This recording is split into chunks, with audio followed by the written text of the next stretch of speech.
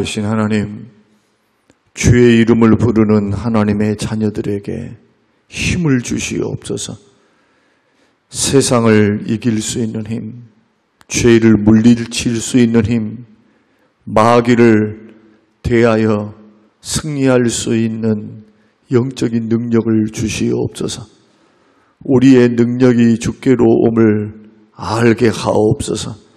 오늘 하루도 주와 동행하는 하루가 되게 하시고 주님 기도하는 것보다 더 풍성하게 역사하시는 하나님을 만나는 귀하고 복된 하루 되게 하시며 모든 사건, 환경, 여건 속에 믿음으로 반응하며 감사로 마무리 지을 수 있는 은혜를 주시옵소서.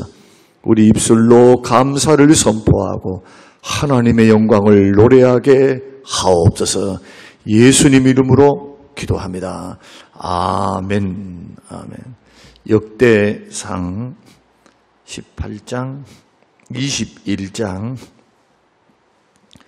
18절에서 20절 말씀, 역대상 21장 18절에서 20절 같이 읽겠습니다. 여호와의 천사가 갓에게 명령하여 다윗에게 이르기를 다윗은 올라가서 여부수 사람 오르난의 타작 마당에서 여호와를 위하여 제단을 쌓으라 하신지라. 이에 갓이 여호와의 이름으로 이른 말씀대로 다윗이 올라가니라. 그때에 오르난이 밀을 타작하다가 돌이켜 천사를 보고 오르난이 4명의 아들과 함께 숨었더니. 아멘. 아멘. 저는 어제 말씀을 통해서 은혜가 머무는 자리에 대해서 우리가 말씀을 나누면서 하나님은 다 보고 계셨고 알고 계셨고 믿음을 달아보고 계셨고 그 마음의 상태가 어떠한가, 그 마음에 하나님을 점점 하나님을 멀리하고 자기 자신을 의지하고 경험과 자기가 가지고 있는 군사력과 그리고 자기의 승리, 오만함이죠. 하나님이 주신 것들을 오판하고 인구조사에 들어갔던 그런 다윗의 오만함. 옆에 있는 부하들도 어떻게 망령된 일을 행하십니까? 하나님이 기뻐하지 않는 일입니다. 언제 우리의 승리가 군사의 많음에 있었습니까? 하나님이 승리를 주셨는데 그 하나님이 기뻐하지 않는 일을 꼭 해야 하겠습니까? 요압 장군이 만류했음에도 불구하고 사람이 거만과 교만이 찾아오면 그 거만과 교만은 실패한 사람에게 찾아온 게 아니라 승승장구하는 사람에게 찾아온다. 잘 됩니다. 자식들이 잘 되고 돈도 있고 그리고 실패하지 않고 하나님이 주신 그 은혜와 성공을 착각하는 거예요. 자기가 이루었다고. 자기도 모르는 사이에. 그러나 이러한 일들은 하루아침에 일어나는 것이 아니라 서서히 마음에 들어오는 병듦이다. 병듦. 절박했을 때는, 사울에게 10년 동안 쫓겼을 때는 철저히 하나님 앞에 기도하고 하나님을 의지하고 그 하나님의 도움을 구하면서 생사를 넘나들면서 하나님을 의지했던 그가 승승장구하니까 잘 되니까 점점 마음에서부터 하나님이 멀어지기 시작하는 그 틈을 마귀는 역사를 하고요. 하나님으로 충만하지 않고 하나님으로부터 점점 밀려난 마음 속에 뭐가 들어오느냐? 내 힘으로 살아보겠다. 주변의 환경으로 살아보겠다라고 하는 자기 자신이 들어오는 거예요. 자기 자신이 우상이 되어서 들어오는 것. 이것을 한마디로 말씀드리면 교만이다. 조그만 일도 기도하면서 했던 사람이 이제는 경험이 조금 있다고, 승리를 조금 맛보았다고, 이제는 하나님보다 기도보다 앞설려고 그래요. 자기가 앞설려고 해요. 늘 기도하면서 하나님의 도움을 구하면서 뜻을 구하면서 그렇게 미래를 계획하고 전쟁을 대비하고 하나님께서 역사하시는 방향으로 가야 되는데 하나님을 계산하는 것을 뒷전으로 여길 때 하나님이 얼마나 진노하셨는지 선견자 갓을 보내서 하나님이 이렇게 진노하셨다는 것을 보이십니다. 너는 오늘날 세 가지를 택하라. 3년 동안 대적에게 쫓겨다닐래? 3개월 동안 기근 들게 할까? 3년 동안 기근으로 나라가 병들고 경제적인 모든 혜택들을 내가 막아버릴까? 3년 동안 소위 말해 거지되게 하겠다는 말이에요. 하나님이 가뭄 들어서 3년 동안 곡식이 없는데 어떻게 삽니까? 기반이 무너지겠죠. 그 당시에 먹는 문제가 시급했으니까 아무리 성이 있고 집을 세워놓고 은근보화가 있어도 하나님이 하늘에 비를 닫아버리고 물질의 돈줄을 딱 쥐고 계신다면 막고 계신다면 어떻게 살겠습니까? 백성들이 반란을 일으키지 않을까요? 원망이 하늘을 찌르겠죠. 3달 동안 전쟁의 패에서 대적들에게 쫓겨다닐래? 하나님이 제안하신 겁니다. 아니면 전염병으로 3일 동안 내가 이 나라와 민족을 칠까? 그때 다윗의 선택이 뭡니까? 내가 사람에 의해서 쫓겨다니는 거 내가 원치 않습니다. 하나님. 차라리 하나님이 직접 하시는 징계를 받겠습니다. 사실은 다윗이 착각한 겁니다. 3가지가 다 하나님의 징계예요. 천재지변을 이용하셨던 주변 나라를 강성하게 일으켜서 나로 하여금 괴롭게 하시고 옆구리에 가시가 되게 하던 전염병을 일으키시던 하나님이 하시는 일들이었다는 겁니다. 그러나 가장 쉬울 것 같은 3일, 그 3일의 선택은 하나님이 연병을 보내서 장티푸스를 보내서 7만 명이 3일 안에 죽어요. 그 분이 하나님이 진노가 풀리지 않습니다. 그리고 하나님은 여호와의 사자 천사를 보내서 그 칼끝을 예루살렘을 향하여 계속 들게 만드십니다. 뭐 하시는 겁니까? 하나님의 공격이 심판이 이방 나라를 향하는 것이 아니라 다윗이 하나님을 떠나고 하나님을 무시하고 하나님의 인정함을 거부했을 때 하나님의 심판의 칼이 누구에게로 향합니까? 하나님의 자녀에게로 향하는 거예요. 예수 그리스도 십자가로 구원을 받아 그 크신 은혜로 죄사함을 받고 하나님의 자녀가 되는 거룩한 하나님의 백성들이 자꾸 세상과 섞여 살고 죄 짓고 살고 하나님을 두려워할 줄을 모르면 하나님이 가만 계신 것 아닙니다. 많은 성도들이 착각합니다. 사랑의 하나님이니까 용서해 줄 거야. 회개 안 하는데 어떻게 용서를 해요? 회개해야죠. 돌이켜야죠. 회개는 감정의 유의가 아닙니다. 감정적으로 슬퍼하는 게 회개가 아니에요. 회개의 한 단면입니다. 이것은 행동을 그치셔야 돼요. 행동. 자리로 돌아와 있어야 돼요. 죄를 끊고 그 자리로 돌아와 있는 것. 회개는 돌이키는 겁니다. 돌이켰을 때 하나님께서 비로소 어떻게 하느냐? 다윗이 회개하고 겸비하니까 하나님께서 천사에게 명령하사 너는 칼을 거두라고 말씀하십니다. 여러분 어제 역대상 21장 읽으셨죠? 집에 가셔서 제가 부탁을 드렸어요. 읽으라고. 안 읽으면 현장감이 없어요. 안 읽으면. 읽어야 여러분들이 하나님이 뭐라고 말씀하는가를 여러분들이 확인을 하죠.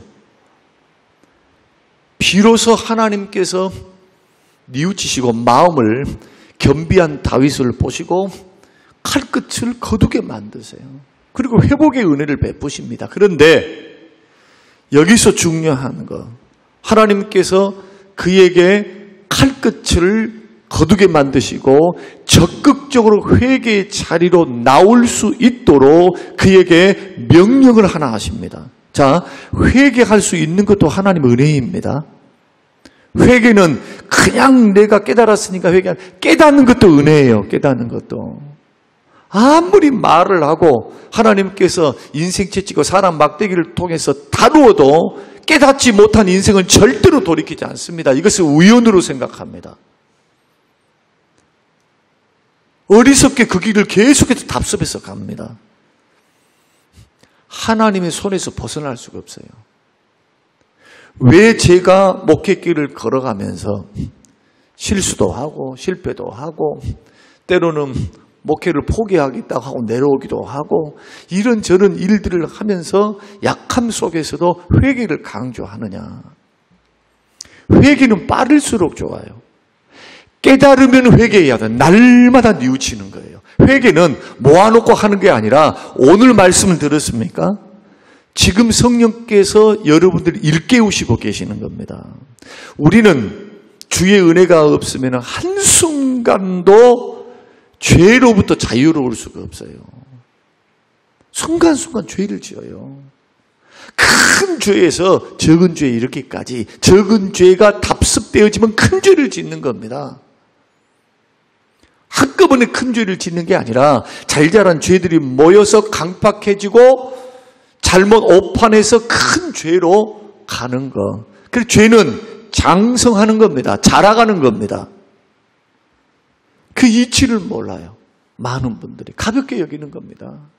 오늘 말씀을 듣고 깨달았다. 새벽에 말씀을 듣고 깨달았다. 여러분, 말씀을 듣는 것은 거울을 들여다보는 겁니다. 야고보서 말씀을 보면 거울을 들여다보는 거예요. 거울. 하나님의 말씀을 통하여 내 마음과 삶의 거울을 말씀에 비춰보아서 나의 삶이 바르게 가고 있는가? 주의 뜻인가? 주의 원함인가? 구별됨인가? 성별하고 나는 걸어가고 있는가를 말씀의 기준에 의해서 거울에 의해서 살펴보는 거예요. 내 말이 깨끗한가? 행동이 하나님의 뜻에 부합하는가? 성령의 역사에 내 마음과 행동이 생각이 가져가는가? 불의한 생각, 불법의 생각, 음란한 생각, 또 마음의 미움의 생각, 만약에 이것이 있다면 말씀의 거울에 비춰봐서 먼저 해야 될 것은 마음 단장하는 겁니다. 행동하기 이전에. 마음에 죄가 착상하지 않도록, 생각이 뿌리를 내리지 않도록, 알을 까지 않도록, 알을 품지 않도록. 새끼 나요, 새끼. 알을 깨고 나오게 돼요. 그러면 행동으로 죄 짓는 거. 그래서 마음에 있는 것이 행동으로 나오는 거. 이게 예수님의 가르침이에요. 다윗에 넘어지면 순간 넘어진 것이 아닙니다. 보기로는 순간이지만 이미 축적되어 있는 것이 나온 거예요. 이게 조언을 안 듣고 옆에 있는 사람 충고를 아무리 해도 안 들리는 겁니다. 왜? 죄로 말미암아 눈이 영안이 가려워지는 상태. 이 상태가 바로 다윗의 상태예요. 웬만하면요, 다윗이 이것은 하나님께 하는 망령된 일입니다. 웬만하면 들었을 거예요. 나단이 선포했을 때, 그 말씀을 했을 때 바로 침상에 들어 회개를 했습니다. 그러나 영적인 무감각이 오면 말씀이 들려도 회개할 줄을 몰라요. 회개는 날마다 하는 겁니다. 그런데 이 회개도 왜 은혜이냐 하면은 하나님께서 뭐라고 명령하시느냐. 지금 7만 명이 죽어버렸어요. 3일도 안 갔습니다. 첫째 날 7만 명이 죽어버린 거예요. 지금 둘째, 셋째 날이 남아있어요. 그런데 하나님께서 선견자 갓을 보내셔서 뭐라고 말씀하느냐. 너는 다윗에게 말을 해라. 오르난의 타작 마당에서 번제와 화목제를 드리라. 뭐 하라는 겁니까? 나한테 나와서 예배하라는 겁니다. 회개하라는 거예요. 하나님 앞에 나오라는 거예요. 명령하십니다. 다윗이 나가서 하나님 앞에 회개하는 마음으로, 두려운 마음으로, 왜 7만 명이 죽어버렸습니까? 얼마나 두렵고 떨었겠습니까? 여러분 생각해 보세요. 하나님의 징계가 눈앞에서 펼쳐지는데 잘잘한 징계가 아니에요. 지금 예루살렘뿐만 아니라 온 이스라엘에 전염병이 창궐해서 죽어가는 사람들, 왕궁에서 사람이 안 죽었을까요? 7만 명 속에, 그 당시 7만 명이 어느 정도일까요? 인구에. 예루살렘의 인구가 그 당시 몇십만 명 됐을까요? 우리가 아수르라고 하는 그 강력한 나라, 그 수도 니느웨가 약 50만 명으로 추산하거든요. 그러면은 소국이었던 이 소국이 예루살렘이 몇만 명이나 있었을까요? 5만 명? 10만 명? 소위 말해서 이스라엘 전역에서 일어나는 일들이고 보란듯이 하나님이 심판하셨기 때문에 예루살렘에서는 적어도 3분의 1의 인구가 죽었다는 것을 알 수가 있어요. 우리는 이러한 하나님의 징계와 심판 앞에 벌벌벌 떨면서 먼저 손을 내미신 분이 누굽니까?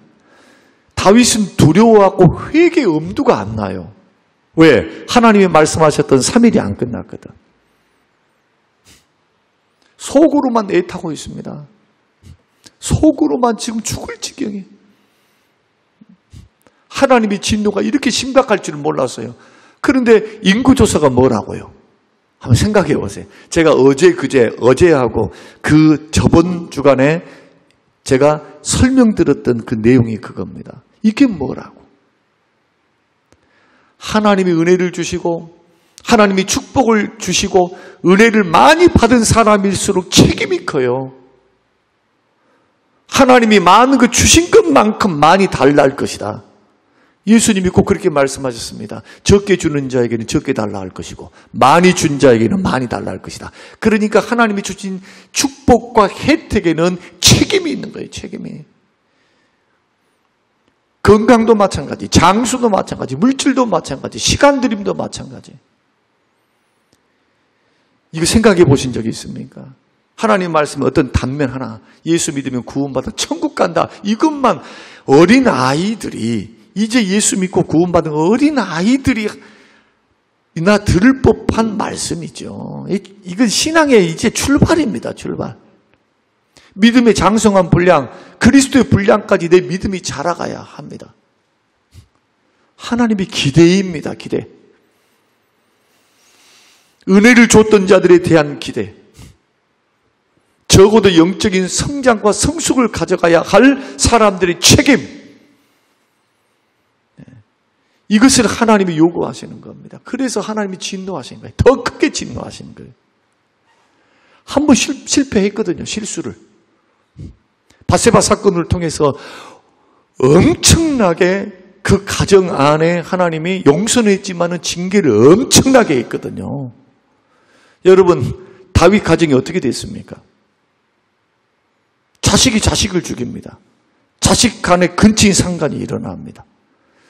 자식이 2번이나 역성혁명을 계획합니다. 압살롬은 요압 장군에 의해서 죽습니다. 아도니아는 솔로몬에 의해서 죽습니다. 여러분 보세요.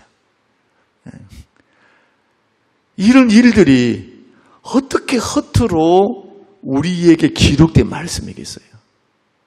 오늘날 이 말씀은 우리에게 교훈으로 주시는 말씀입니다. 사랑하는 성도 여러분, 하나님을 하나님으로 인정하고 믿으시길 바랍니다.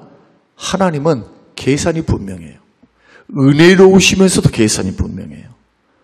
하나님의 은혜로움은 뭐냐? 예배 자리에 나오라는 거예요. 예배 자리에 뭐가 머뭅니까? 은혜가 머물어요.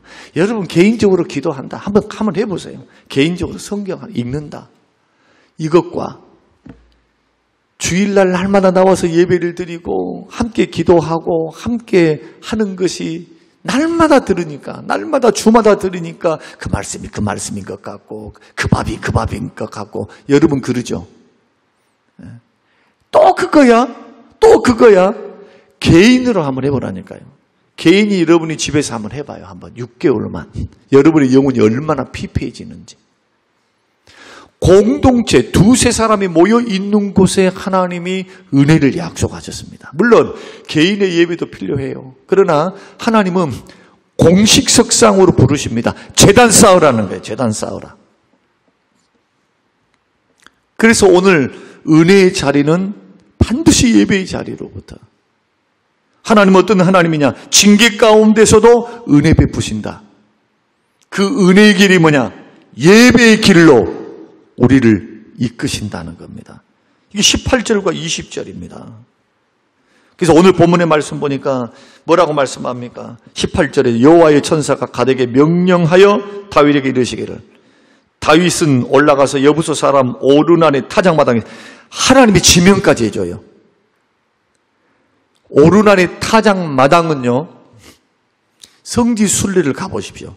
이곳에 성전이 세워지는데 다윗성에서 몇 미터 될까요? 다윗성에서 500m 안에 있어요.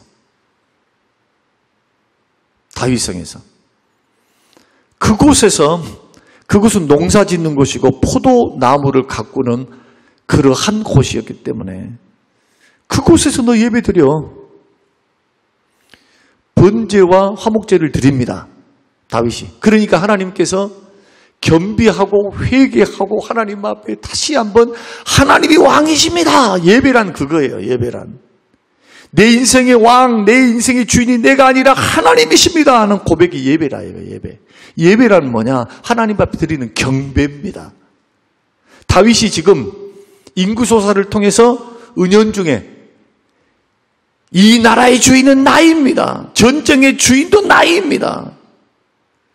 인구조사를 통해서 자기 세를 가시하고 그것을 통해서 하나님의 능력보다도 자기에게 주신 그 군사력과 그 번영을 더 의지하고 있는 것.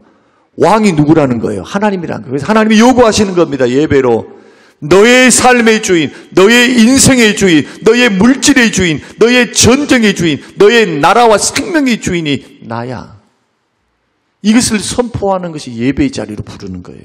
여러분들이 지금 주일날 예배를 나오면 왕 되신 하나님 앞에 나오는 겁니다. 내 아버지 되시면서도 그분은 우리의 왕이십니다. 우리의 주인이십니다. 그래서 말씀 듣는 거예요. 지금 말씀 듣고 그 말씀에 아멘, 아멘하고 반응하는 겁니다. 하나님은 주의 종들을 통해서 선포된 말씀을 통해서 지금도 말씀하시거든요. 그 말씀을 성령께서 듣는 사람에게 지금 역사하셔요. 어떤 사람에게? 아멘으로 받는 사람에게, 사모하는 사람에게. 이게 하나님의 구원하시는 역사, 은혜 베푸시는 역사, 회복시키는 역사, 회개시키는 역사입니다. 예배의 자리로 부르시는 겁니다. 그래서 졸립다 할지라도, 좀 힘들다 할지라도 예배의 자리를 멀리하는 사람은 믿음이 안 좋아요. 그래서 여러분 힘들고 어려워도 교회 중심, 예배 중심, 하나님 중심으로 믿으시기를 주의 이름으로 축원합니다. 요즘은 개인의 경건을 중요시해서 개인의 경건을 강조한 시대이긴 합니다만은, 그러나 공적으로 하나님을 앞에 예배드리는 이것만큼은 아니에요. 우선순위가 공예배가 돼야 됩니다. 두 번째로는 이 제단은 헌신의 자리이기도 합니다. 왜냐하면 21절부터 25절 말씀 보면은 다윗이 하나님의 명령을 따라서 오르난의 타작마당으로 이제 찾아갑니다. 그랬더니 오르난이 다윗 왕을 알아보고 넙죽절을 합니다. 그 4명의 아들들도 넙죽절을 해요. 그 다윗이 말을 합니다. 하나님께서 이곳에서 제사를 드리라고 했다라고 하니까 이 오르난이 뭐라고 말하느냐 하면, 왕이시여 이 땅도 가져가시고 내가 소를 가지고 있는데 이것을 잡아서 제물로 삼고 나의 수레를 쪼개서 번제할 수 있는 제단의 제물로 삼으십시오. 땔감으로 삼으십시오. 그러니까 다윗이 단칼에 거절합니다. 내가 절대로 값없이. 그래서 23절과 24절 말씀 보면은 여호와께 값없이는 여호와께 번제를 드리지 않겠다. 23절과 24절입니다. 23절과 24절 다시 우리 한번 같이 한번 읽어보겠습니다. 자, 오르난이 다윗에게 말하되 왕은 취하소서 내 주 왕께서 좋게 여기시는 대로 행하소서. 보소서 내가 이것들을 드리나이다. 소들은 번제물로, 곡식 떠는 기계는 화목으로, 밀은 소제물로 삼으시기 위하여 다 드리나이다. 다윗 왕이 오르나게 이르되 그렇지 아니하다. 내가 반드시 상당한 값으로. 이 상당한 값이라는 게 뭡니까? 더 값을. 이곳은 하나님이 지명하고 명령해서 드리는 예배의 장소다. 시세 차익, 시세의 값에 의해서 내가 절대로 흥정하지 않겠다는 겁니다. 내 믿음의 분량대로 내가 하나님 앞에 예배 드리는데 뭐가 아까울 게 뭐가 있는가? 상당한 값 줄게. 너가 생각할 수 없는 값을 내가 치르겠다. 그리고 내가 여호와께 드리려고 너의 물건을 빼앗지 아니하겠고 값없이는 번제를 드리지 않겠다. 오늘 우리가 회복되기를 원하고 은혜의 자리를 있기를 원한다면 사랑하는 성도 여러분, 예배를 단순한 형식이나 편리함으로 드리는 예배를 거부하시기 바랍니다. 헌신이 필요합니다. 대가를 지불해야 됩니다. 마음의 중심을 들여야 돼요. 집중해야 돼요. 집중. 예배를 위해서 제가 늘 강조한 게 토요일 날 일찍 자라는 겁니다. 주일날 그 1시간 집중하라는 거예요. 집중. 말씀에 집중하고 기도에 집중하고 찬양에 집중하고 그 1시간 마음과 생각을 다하여 은혜를 사모함으로 만왕의 왕께 합당한 영광을 올려드리는 것. 이게 주일 예배가 돼야 됩니다. 새벽은 힘들겠죠. 그래서 우리 집사람도 짧게 해달라. 기도 시간이 좀 필요하다. 말씀을 하는데 저 짧게 하려 해요. 그러나 강단의 말씀은 성령께서 내 마음에 감동을 주세요. 감동을. 설교를 막 이렇게 주일 설교처럼 하고 싶은 사람이 어디 있습니까? 대부분 목사님들이 짧게 하고 그냥 한번 봐보세요. 다른 유튜브를. 새벽에 하시는 분들. 그런 은혜를 계속 부어줘요. 하나님께서. 너무너무 생각하면 생각할수록 하나님 수천 명이 모인 것도 아니고 수만 명이 모인 것도 아니라 그 얼굴이랑 힘 빠질 때도 됐는데 그러지 않을까요? 여러분들이 지금 이 자리에서 보십시오. 힘 빠지지 않겠어요? 지금 이 자리를 채우던 분들은 다 돌아가셨어요. 그분들이 돌아가시니까 새로운 얼굴도 몇 명밖에 안 남아. 다 이 지역이 싹 다 나가버리고 좀 기대하는 사람들이 나와서 기도했으면 좋겠는데 그러지도 않아. 실망할 법도 하잖아요. 아이고 성도들도 안 나오니까 그냥 오늘 이렇게 묵상하고 기도하십시다. 기도하다 가십시다 해버리면 좋겠지만 만약에 내가 그랬다 한다 여러분 힘 빠져서 기도가 되겠습니까?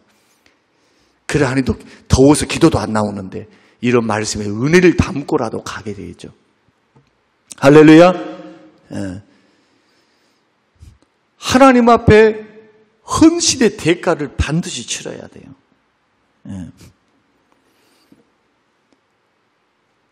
헌금하는 것도, 기도하는 것도, 봉사하는 것도 값없이 드리지 마세요. 값없이. 싸게 드리지 말라는 거예요.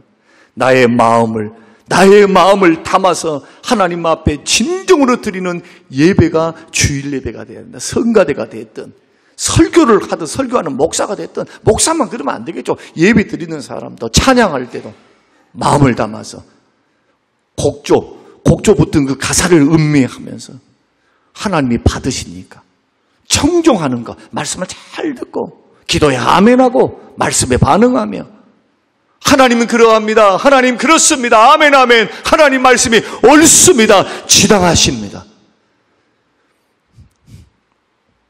그렇게 예배를 드려야죠. 하나님이 이 예배를 받으시고 하늘에서 불을 내려서 예배를 응답하십니다.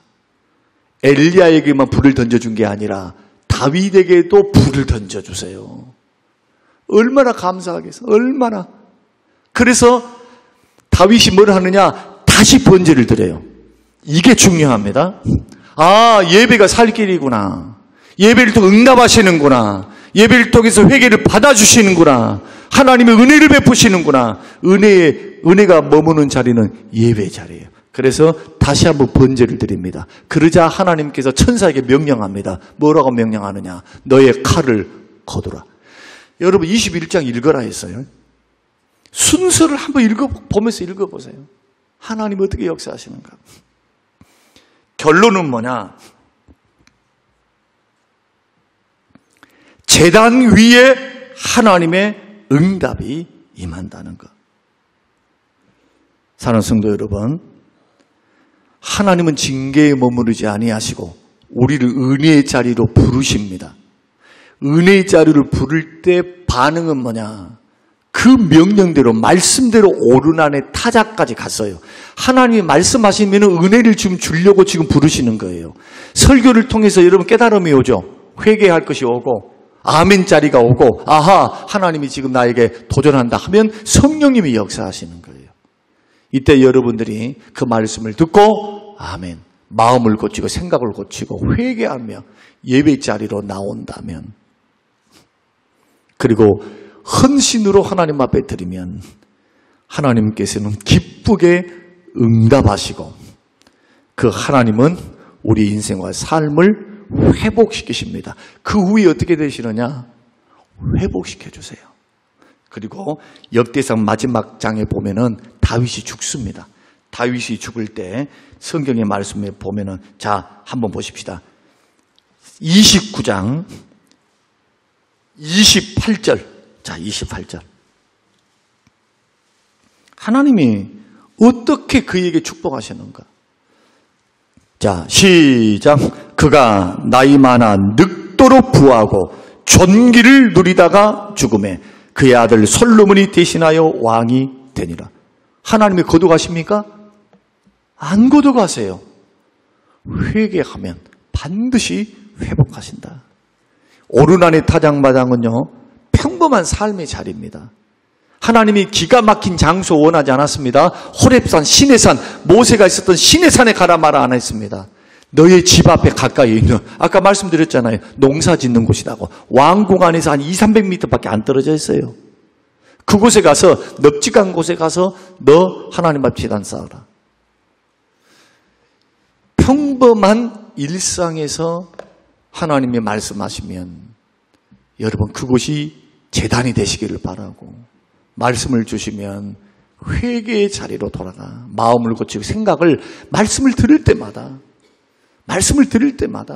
아멘 하시면서 그 말씀이 나에게 찔림을 주든 감동을 주든 좋은 것만 받지 말고 나에게 찔림이 주신 말씀도 아멘으로 받고 그 말씀 앞에 내가 겸비하고 겸손하게 반응하여 하나님의 회복을 누리고 영적인 변화를 누리며 하나님의 축복, 영육이 잘 되는 복을 받아 누리는 하나님의 진정한 하나님의 사람들이 꼭 되시기를 주님의 이름으로 축복합니다. 고마우신 아버지 감사합니다. 고맙습니다. 말씀을 통하여 우리 영혼을 일깨우시옵소서.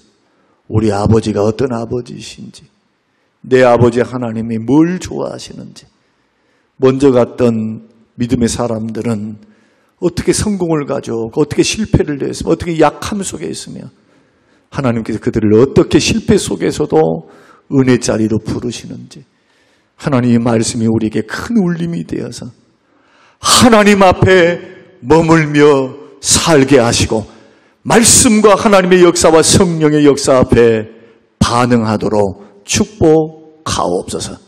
감사드리오며 예수님 이름으로 기도합니다. 아멘.